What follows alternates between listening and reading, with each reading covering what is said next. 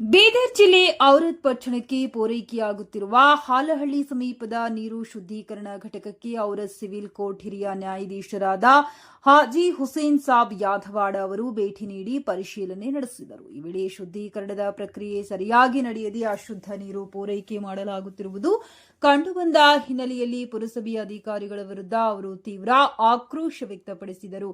ಸ್ಥಳದಲ್ಲಿದ್ದ ಸಿಬ್ಬಂದಿಗಳೊಂದಿಗೆ ಮಾತನಾಡಿದ ನ್ಯಾಯಾಧೀಶರು, ಪಟ್ಟಣದ ಜನರು ಕುಡಿಯುವ ನೀರಿನ ಬಗ್ಗೆ ಇಷ್ಟು ನಿರ್ಲಕ್ಷ್ಯ ಯಾಕೆ ತೋರಿಸುತ್ತಿದ್ದೀರಿ? ಇಂತಹ ಅಶುದ್ಧ ನೀರನ್ನ ಪೂರೈಕೆ ಮಾಡಿದರೆ ಜನರ ಆರೋಗ್ಯದ ಮೇಲೆ ಪರಿಣಾಮ ಬೀರುವುದಿಲ್ಲವೇ ಎಂದು ಪ್ರಶ್ನಿಸಿದರು. ಸಾರ್ವಜನಿಕರ ಆರೋಗ್ಯಕ್ಕೆ ಸಂಬಂಧಿಸಿದ ವಿಚಾರದಲ್ಲಿ ಅಧಿಕಾರಿಗಳು ಜವಾಬ್ದಾರಿಯಿಂದ ಕೆಲಸ ಮಾಡಬೇಕೆಂದು ಸೂಚಿಸಿದರು. ಇದಕ್ಕೆ ಪ್ರತಿಕ್ರಿಯಿಸಿದ ಘಟಕದ ಸಿಬ್ಬಂದಿಗಳು ತಮ್ಮ ಸಮಸ್ಯೆಗಳನ್ನು ವಿವರಿಸಿ ನೀರನ್ನು ಶುದ್ದೀಕರಿಸಲು ಬ್ಲೀಚಿಂಗ್ ಪೌಡರ್ ಸೇರಿದಂತೆ ಕೆಲವು ಅಗತ್ಯ ರಾಸಾಯನಿಕಗಳನ್ನು ಬಳಸಬೇಕಾಗಿದೆ. ಆದರೆ ಅವುಗಳನ್ನು ಸಂಬಂಧಪಟ್ಟ ಇಲಾಖೆಯಿಂದ ಸರಿಯಾದ ಸಮಯಕ್ಕೆ ಪೂರೈಸಿಲ್ಲ. ಅವುಗಳಿಲ್ಲದೆ ನೀರು ಸಂಪೂರ್ಣವಾಗಿ ಶುದ್ದೀಕರಿಸಲು ಸಾಧ್ಯವಾಗುತ್ತಿಲ್ಲ.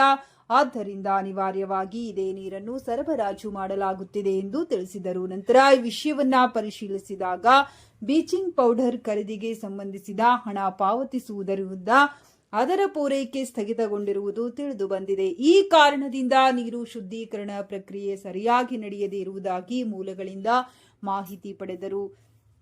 ಈ ಘಟನೆ ಬೆಳಕಿಗೆ ಬಂದ ಹಿನ್ನೆಲೆಯಲ್ಲಿ ಪಟ್ಟಣದ ಜನರಲ್ಲಿ ಆತಂಕ ಉಂಟಾಗಿದ್ದು, ಶುದ್ಧ ಕುಡಿಯುವ ನೀರಿನ ಪೂರೈಕೆಯನ್ನು ತಕ್ಷಣ ಸರಿಪಡಿಸಲು ಸಂಬಂಧಪಟ್ಟ ಅಧಿಕಾರಿಗಳು ಕ್ರಮ ಕೈಗೊಳ್ಳಬೇಕೆಂದು